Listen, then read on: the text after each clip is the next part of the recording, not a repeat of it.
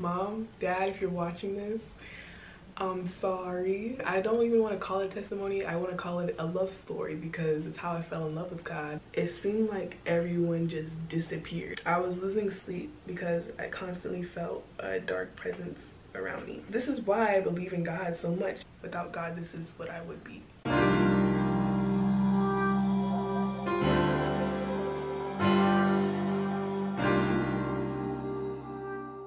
What's up guys, it's me again, Jada Christine, and I'm back with another video. Before I get into it, I just want to say thank you for 300 subscribers. I'm so happy and so grateful to have so many supportive people encouraging me to keep going. The messages and the comments I've been getting, it's reminding me why I'm doing this in the first place, and I'm just so excited to see where God takes this channel. It's in his hands and it's his plan. I'm a little nervous to make this video. I'm sharing my testimony. Not a lot of people know why I go so crazy for Jesus these days. I want people to know who I am. I'm not just out here making videos about God because I was raised to believe in God. I was raised to believe in God, but I make these videos because I've experienced him myself and I'm passionate about it, and I want to help people who could have been the place I was before. Testimony, that word is kind of heavy, but like basically the story on why I take my relationship with God so seriously. I don't even want to call it testimony. I want to call it a love story because it's how I fell in love with God. Before I get into it, Mom, Dad, if you're watching this,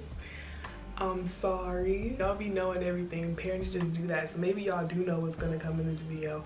I don't know. Maybe you don't. I don't think you do. So I'm sorry.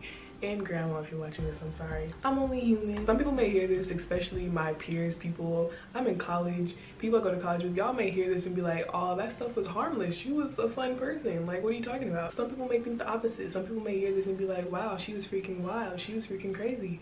And that's probably the people who are in my family or might go to church with me or have just met me this year or something. I don't judge who I used to be. I think I needed that experience in order to be who I am today. Without God, this is what I would be. I will say that my morals stuck with me. I'm so grateful for my upbringing, my parents, my grandparents, my family in general, who just instilled so many morals in me that just stuck with me regardless of my relationship with Christ at the moment. And I do thank God for things he didn't let me do, didn't let me experience, because he knows that some things are sacred to me. One of those things being my virginity. Oh my God, this video is gonna be really vulnerable, guys. Like, we're gonna start off with my upbringing. I like to call my childhood a fairy tale. This is gonna be about my childhood to my freshman year. I was raised in the church. Both of my parents are Christians. My whole family are Christian. Everybody's a Christian in my family. I definitely remember going to Sunday school with my grandma. I think my most early memory of church and of God is my grandma teaching me and my little sister the Lord's Prayer and Psalms 23. We used to be at my grandparents' house a lot. They would pick us up from school every single day, and we would be spending the weekends over there sometimes because we just loved being over there. She definitely taught me a lot about God. I find myself being able to relate to her a lot when it comes to spirituality. She loves Jesus just like I do, and as I get older and ask her questions, I realize just how much of her prayers and her teaching and just her being around me had an impact on me growing up, and I'm so grateful for her.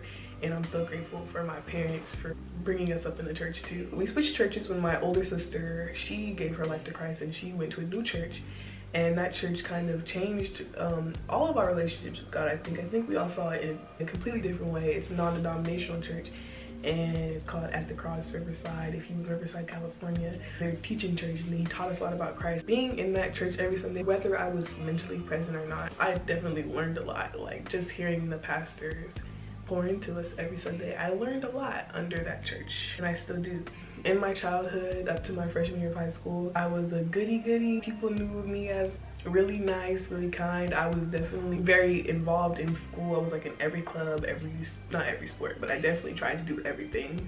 I stuck to my beliefs, and I was a good student. When I was a freshman in high school, I remember reading my Bible every single night. I had a Bible plan every single night on the Bible app, and I think that was just part of me because I was a student at heart. I loved school. That definitely changed when I got older, but I loved school. Got straight A's. It was important to me to just be good. I was on the praise dance team at the church that I was born into for a little bit. That was fun. I remember going to youth camps, and it was definitely a big part of my childhood. God. I'm grateful for that. Now, from my sophomore year to my senior year, I think this is when I started to become distant from God. I started to not be a good student. I wasn't getting straight A's, and it wasn't because I was just being a bad kid. It's because I was depressed and I was lonely. I transitioned from my previous school to my new school. I switched schools for basketball and for a certain academic program, but I didn't even stick with the academic program or the basketball team. I didn't have a lot of friends at my new school. I was really shy, I was really reserved, but I definitely struggled with depression and anxiety in my sophomore and junior year of high school. I have a memory of feeling very distant. This time my life was a blur. I don't really remember a lot of it. It was like the days were just passing by, and I was very, very down, very sad all the time. And I remember my mom always being worried, constantly having looks of concern from family members like, Jada, what's wrong with you? Or Jada, are you okay? My grandma used to say, Jada, you don't seem like my Jada anymore. And I was like, I just ignored them, and I was very much not opening up to anyone at all. I just suppressed it all. And I remember my pastor coming to visit us. My mom had my pastor come over. I barely remember this conversation, but he was just telling me like how to deal with my depression and anxiety, and I kind of just wrote it off. One year came out the other, didn't contain it at all. I just remember telling my mom, I feel like y'all walk on thin ice around me, like you're trying not to hurt my feelings, and it kind of made me feel even worse about myself. Like I'm this sad, this depressed, that people feel like they have to be this way around me, and it just wasn't a good time. I isolated myself from my family, and my family is the greatest thing I had. My senior year is when things started looking good, but that's when the pandemic happened, and that wasn't a great year either. I found myself putting these labels on myself, feeling depressed and feeling anxious and feeling lonely, and constantly telling people that's how I felt through social media. Like, guys, today sucked.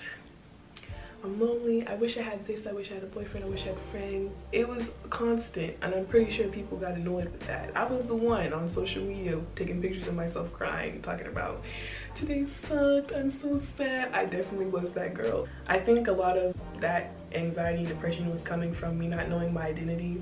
I put my identity into the music I listened to, being an activist, being a feminist, being black. My identity was found in those things rather than found in Christ, which is what it's supposed to be. And a lot of people may think, oh, that's not that bad, but when you split your identity upon a bunch of different things about the type of person you are, the type of things you like to do, your identity isn't rooted. I was definitely becoming distant from God, and I didn't really know it. I did read my Bible from time to time. Just like, I'm gonna get up and go to church. It was like my parents taking me. I was very lonely. I left sports and I joined leadership, and I'm so grateful for the leadership club because that's where I found my passion for event planning, which turned into a passion for ministry.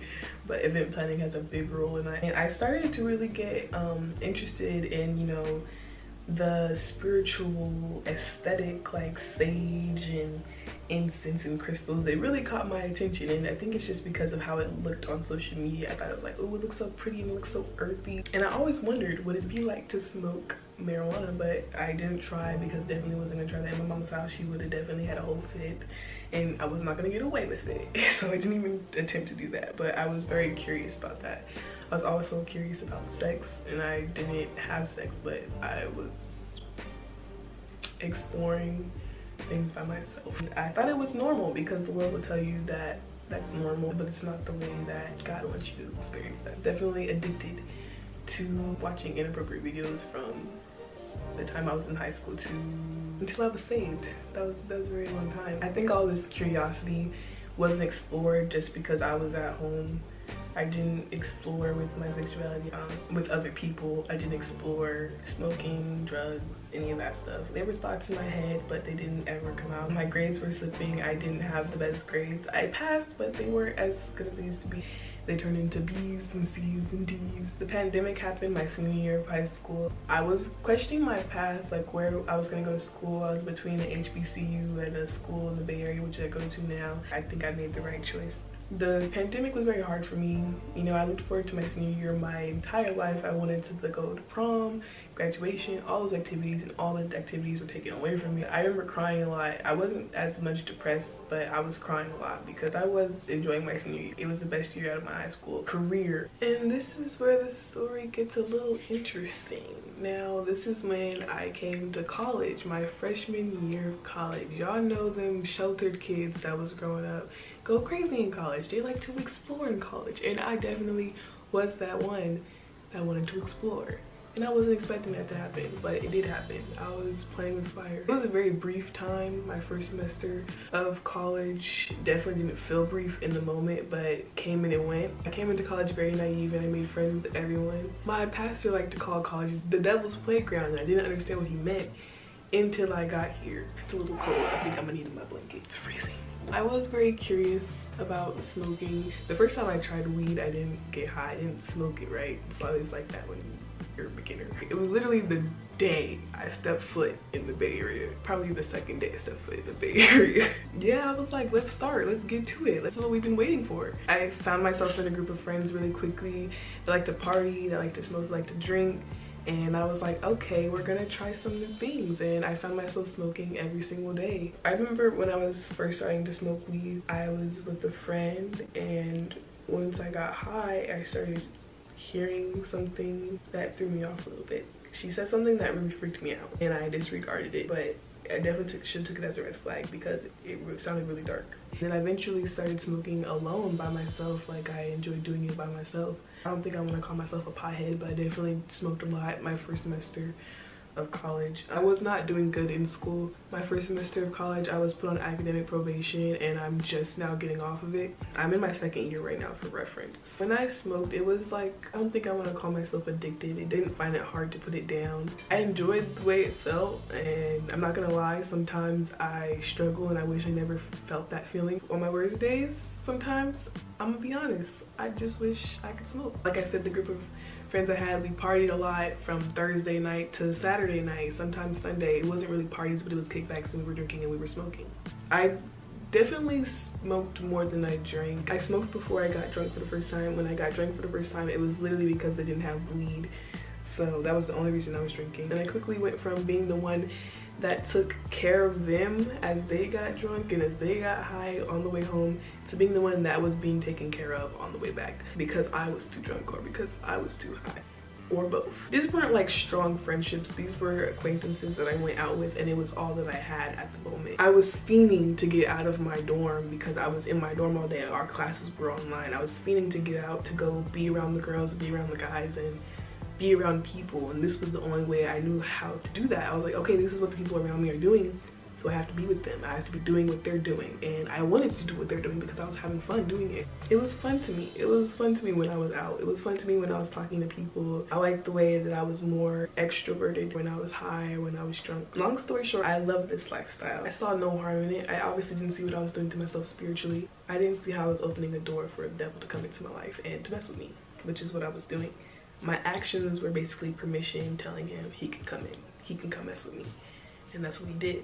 Okay, I'm not gonna sit here and tell y'all that all parties are sinful. Not all of them are, but the Bible does warn us against the wild parties. I'm not gonna sit here and tell you guys, don't drink, read the Bible, follow your own convictions, okay? I'm not gonna lie, when I came back to school this year, after going home my second semester, which I'll get into later, I found it hard. I struggled. I didn't even know that going back to party lifestyle was gonna be bad. I didn't think that it was bad, and I struggled with that for a while until one night I had a Bible study and the minister was talking about like wild parties, stay away from those, and I asked questions and I started feeling convicted when I went out to parties, and I was struggling. I like getting to know people. You know, this is my first year back. I want to get to know people. I want to be around crowds. I want to get back out there.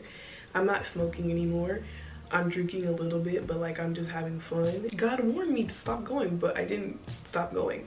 One night I went to a party after a football game. I had an okay time. It wasn't that much fun, but I came home, went to sleep, and I had a dream. This dream basically made me stop going to them. I still go to occasional birthday parties and stuff like that when I'm really bored. If God says it's okay, if God says leave, then I'll leave.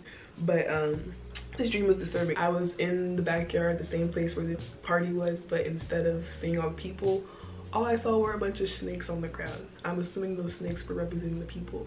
And I saw very disturbing sexual images in the dream, and it was very disturbing. I'd rather not get into it. I felt very uncomfortable, and I woke up terrified. I did not go to another party for a long time. What I found was that even though I was there for a good time, I was there to meet people, I was there to enjoy people's presence and to just celebrate life. Other people weren't there for the same reason. Some people were there to find someone to sleep with for the night. Some people were there to escape their problems using drugs and alcohol. Sometimes these parties can get violent. I recently went to a party, and as soon as I left, somebody texted me and said somebody just got shot in the leg. And I was like, oh, God didn't want me there and I'm supposed to represent his kingdom with all that I do. I'm learning to do that every single day. I'm learning from my walk, I'm learning from my experiences. I'm not learning from taking a class or anything. This is just life, you know? Like I said, I was very curious about the spirituality stuff. On TikTok was very big at the beginning of the pandemic. I joined TikTok, and as I was watching those videos, I started seeing a lot of tarot card readings on my For You page. And if you don't know what tarot card reading is, it's like a psychic telling you about your future. They pop up and they're like telling you about your love life or just telling you about stuff. I guess it was never harmless, but it started off as harmless and it quickly became an addiction. My For You page was predominantly probably those videos, and if they weren't on there, I would go looking for them. I just was obsessed with the idea of knowing what was coming, especially since I was a hopeless romantic. I was like, oh my gosh, I constantly liked being fed that love was coming into my life. I fell into a rabbit hole of watching these videos daily. It went from watching them on TikTok to watching them on YouTube and finding all the channels I could find, and watching them as soon as they uploaded and watching them back to back to back to back to back all day long, multiple times a day, as soon as I wake up, before I went to bed, middle of the day. Constantly watching these videos.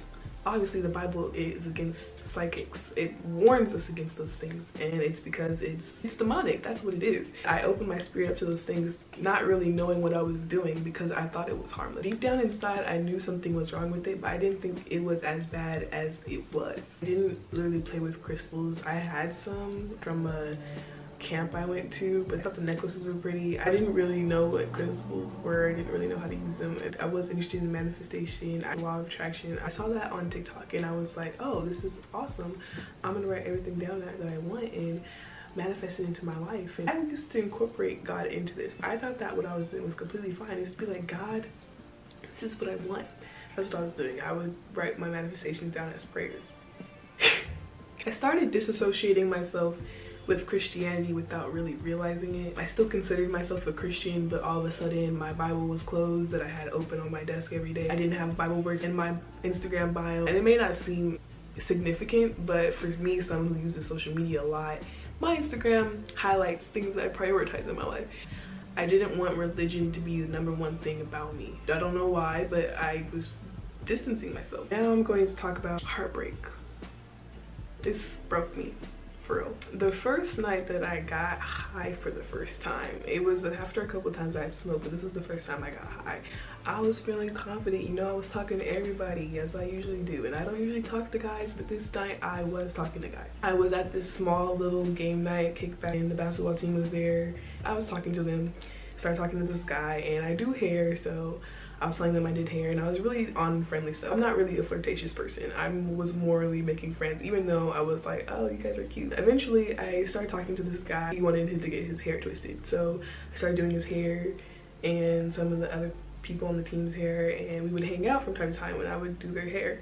Eventually, we got a little bit closer. We started hanging out on our own, and I really liked him. I think I liked this guy so much because we were very similar, and we had the same taste in music. We bonded really quickly. It was just easy for me to talk to him. He was really tall too, and I'm a tall girl, so I was in love with the idea of feeling small. He was like a giant. He was like the first guy I ever gotten really close to. I've had crushes in the past, but I never really expressed my feelings to someone, or it never really went anywhere.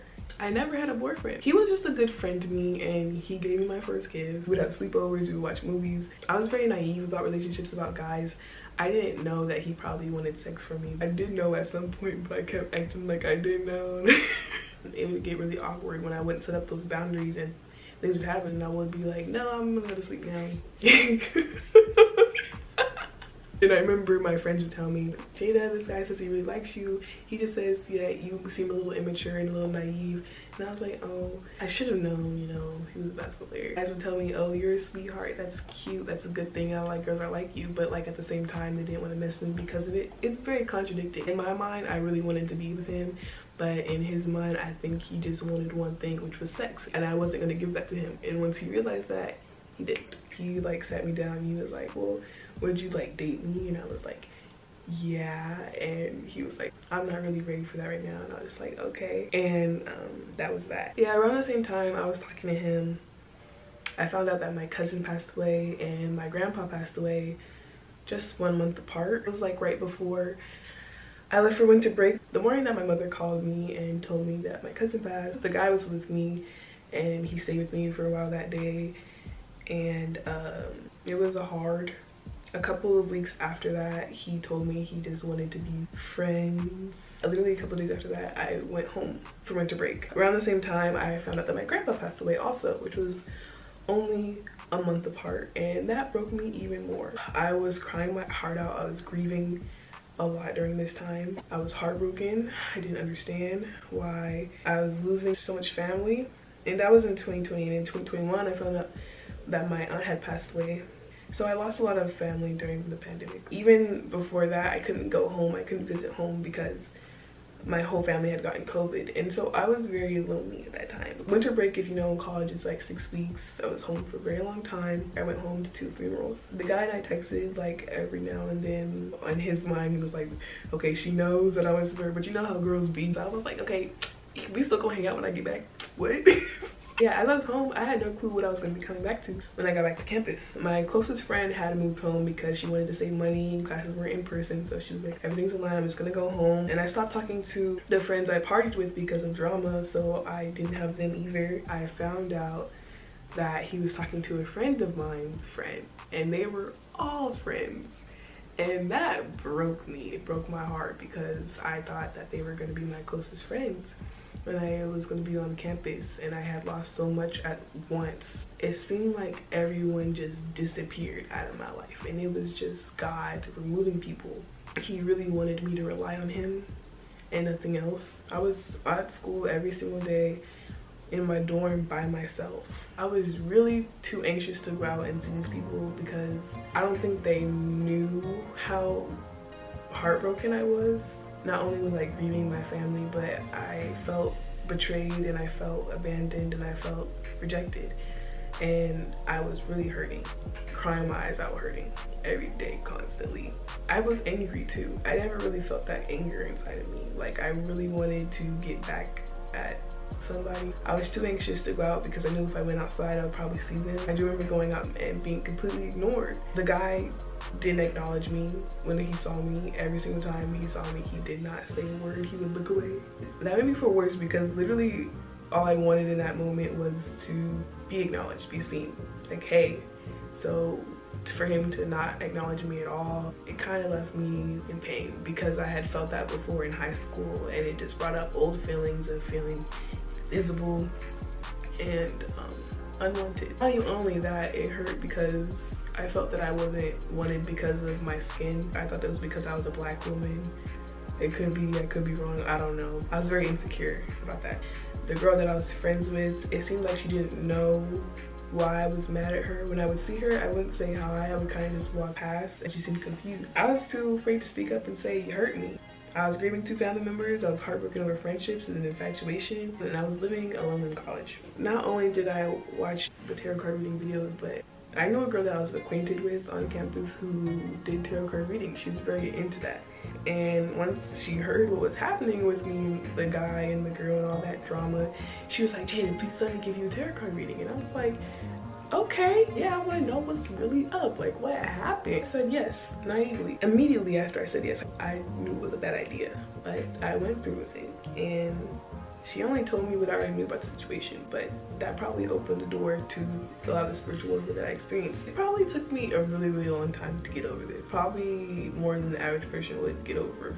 I remember one day being in my room, too afraid to come out, and I had to go get food. I had to go to the dining commons.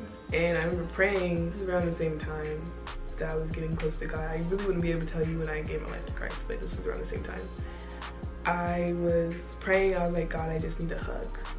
And I left and I went to the DC hoping to see the guy, but I didn't. I saw the girl, my friend. I was walking outside back to my dorm after leaving, and she saw me, and I walked past like I didn't see her. She went after me. I turned around and I burst into tears. She's like, Jada, what's wrong? And I was like, I'm just sad. And she gave me a hug. I let go and went back up to my room. Didn't say a thing. Eventually, a couple days later before I went home, I remember seeing her in the quad, and she came up to me and she was like, Jada, is the reason we haven't been like talking more because of the guy and the situation with the girl? And I was just like, yeah, that's what it was, you know. It really hurt me that you didn't tell me that he was talking to your friend, and I thought we were really friends because she knew I was talking to him and this and that. And she was just like, okay, I understand. I was like, it's okay, you know. And we moved on. And you know, the crazy thing is, my sister got on the phone with my pastor. They prayed about it. I didn't know about it. I was praying that things would be resolved and I would be friends with these people again. They were praying for these people to get out of my life. Next thing you know, this guy transferred schools. I was like, okay. Now about where God met me in spiritual warfare, the worst spiritual warfare I've ever experienced. This is where it gets real for me. This is where my relationship with God got real. I was home for winter break. My sister and I had a conversation about God, and I was basically just telling her that I was doing me. I loved God, of course. I would pray still, but you know, I was just doing me. I wasn't about to give up everything. I wasn't about to stop smoking. I wasn't about to stop drinking or partying or watching tarot card readings or watching porn. When I came back to school, seeing what I saw and feeling heartbroken, feeling like I had nobody, I went through the worst spiritual warfare I've ever experienced. I was facing extreme anxiety and sadness, but it didn't end there. I'm not sure where God met me, but he did. I remember watching a Michael Todd sermon in my room and giving my life to Christ to that video, and I think it was in late January. Yeah, late January 2021, which is literally about a year ago from today, or February. It's February, but you know. At the time, I was still smoking. I was still addicted to watching tarot card readings, and I was still addicted to watching porn. I remember one morning waking up and feeling convicted about all three of those things. I had to let go of it. I had to let go of it all if I really wanted to be serious about my walk with God. But everything I've let go of, I still struggle with. I went cold turkey on porn. I haven't watched any of those videos since then. I struggled with the tarot card reading, smoking weed for a minute, but I eventually let that go too. Once I let all that stuff go, I struggled with a lot of guilt about it and condemnation, which is from the enemy. I felt very guilty about everything that I was doing, and declaring that I was letting it all go made hell nervous. What I mean by that is the devil didn't want me to switch sides. When you decide to switch sides and give your life to Christ, the enemy will do anything to stop you, and that's where the spiritual warfare comes in.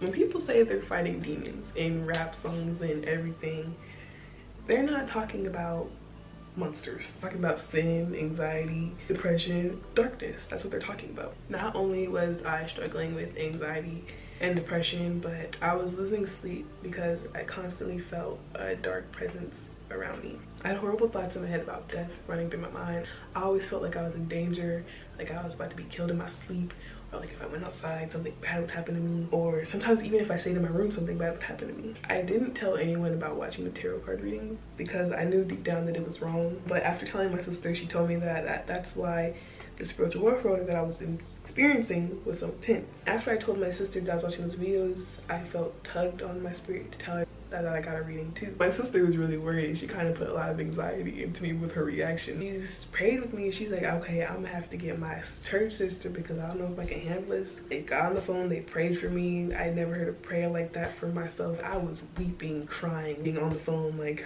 in my room in tears. The following morning, my sister called my pastor. He prayed over me too. He said it wasn't nothing that dark. He was like, she just did a little card shuffle. He was like, did you touch those cards? And I was like, no, I didn't touch those cards. On the phone. And he was like, you good? And I was like, okay, pastor. I wasn't being completely honest about it with him either. I didn't tell him that I was watching those videos daily, constantly, very much a high volume of those videos in my spirit.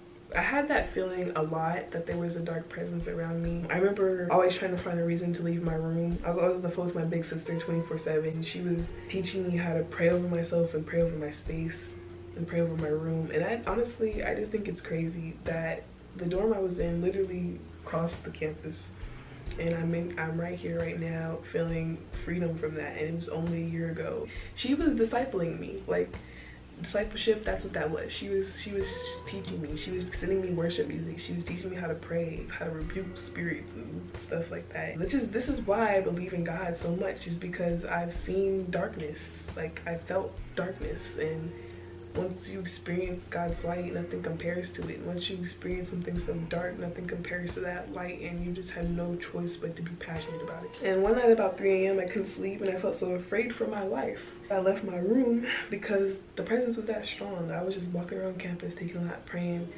worship music playing, prayers playing on YouTube, like, God help me. I kept telling my sister, Kiaja, I left my room.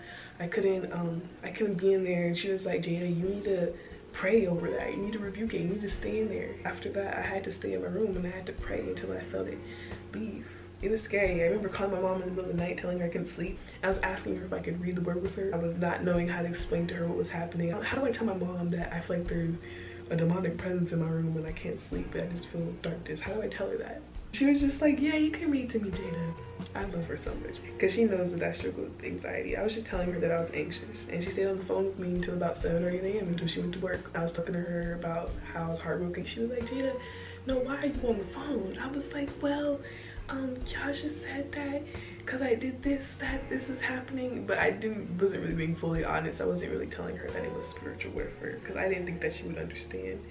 But that was just my assumption. I should never assume that. This happened another morning too, where I felt like that in my room and I left. I was walking around campus. I sat down on a bench and this guy approached me. He was part of a Christian group. This Christian group has approached me multiple times. I always said no, but this time I had said yes. Actually, I did say yes before, but I didn't follow up with them. And they contacted me and we started doing Bible studies until one night I felt like their teachings were a little bit off and I dipped. And it's funny because no matter how much I went through with all of this stuff, I still had the knowledge and the teachings instilled in me, and I knew what right and wrong was. I talked to my sister about it and she was like, yeah, it's okay to leave. You know, not every teaching is good teaching. It's like I picked up where I left off in my walk with Christ, I guess. So this is even crazier. Around this time, it was like the beginning of the second semester. I was like, okay, I'm moving back home because I can't stay here anymore by myself in this dorm. I'm constantly feeling unsafe. Until then, I was at my sister's house, which is like an hour away from my school, for about a week until I had my flight home. While I was at her house for a couple of days, I started hearing my name called. I kept hearing Jada in whispers, like, Jada, Jada, Jada.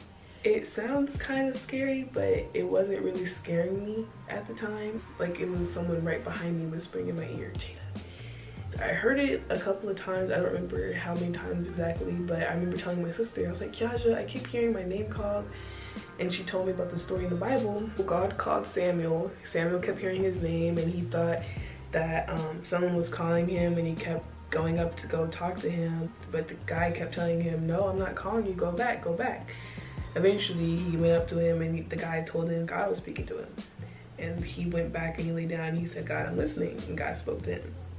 So I told my sister that and she told me that story in the Bible. She was like, Jada, yeah, just lay down in your room, quiet, say, God, I'm listening. That night, I was on the phone with my sister. She was like, Jada, get off the phone, just be quiet. I was terrified, honestly. I was shaking.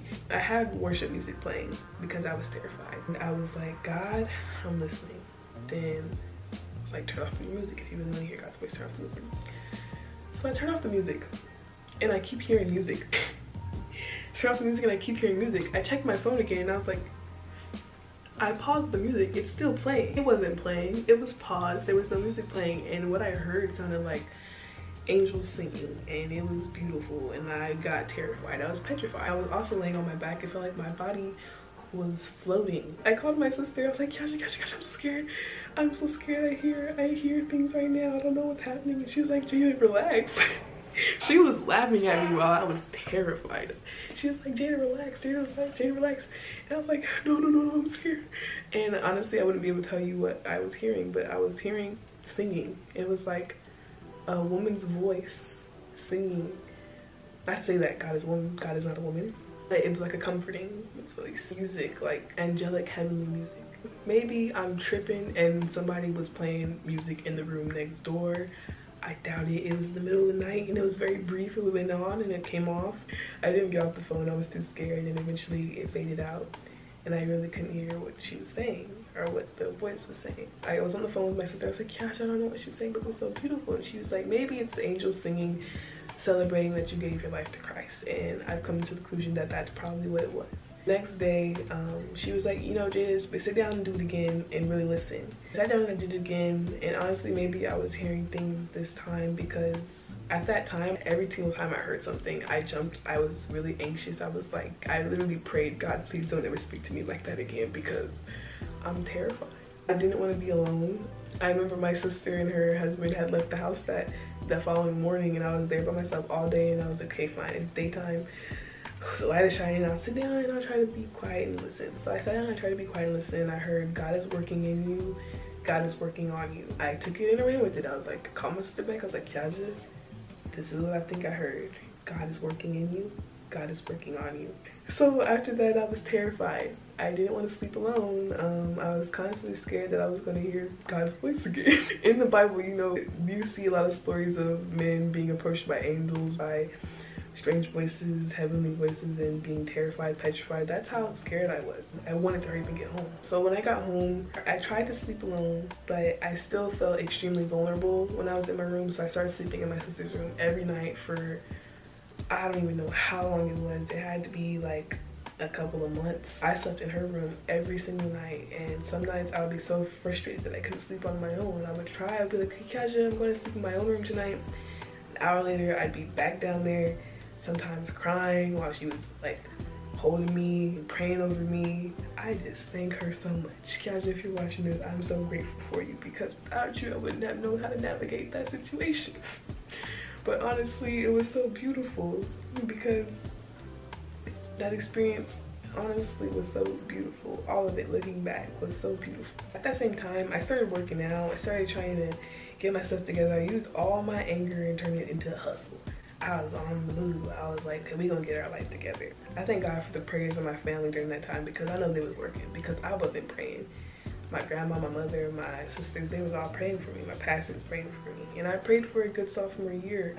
Good friends and being involved on campus and a love that I wouldn't have to fight for. I'm seeing all these things come to pass. When I came back to school, my mama had gave me a car. I was given a job opportunity to work on campus events, which I actually just quit because I was led by God. He blessed my hair business so much to be able to do that just alone, and to just focus on this YouTube channel, which I'm trying to expand. I'm doing that full time, and I found a church home up here, and I still lost a few friends, and I still have been losing friends, but God gave me such a great roommate, and I'm so grateful for her. She's like the same person as me. Now I feel like God is using me to reach others through this YouTube channel, and I hope that this touches somebody. I do want to say that God is working on me every single day. I'm not an expert, obviously, on theology or the Bible or spirituality. This channel is based off of experience and a relationship. Experience with Christ and relationship with Christ, and the Bible, of course. I'm not gonna lie, temptation is real. I still want to party, but I have to have boundaries. I still fight lust.